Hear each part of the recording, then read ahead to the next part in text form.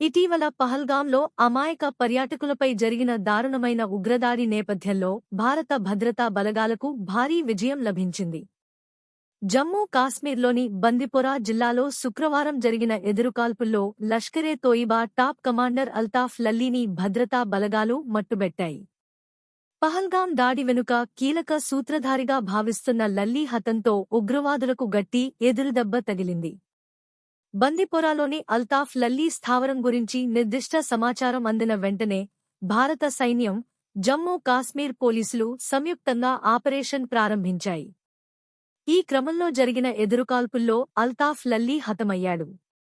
ఈ ఆపరేషన్లో ఒక ఉగ్రవాది గాయపడినట్లు, అలాగే 2 పోలీసు సిబ్బంది కూడా గాయపడ్డారని అధికారులు తెలిపారు.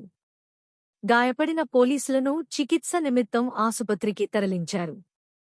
పహల్గాం దాడి తరువాత భారత సైన్యం కాశ్మీర్ లోయలో ఉగ్రవాదుల స్థావరాలపై అన్వేషణ, నిర్మూలన ఆపరేషన్లను తీవ్రతరం చేసింది.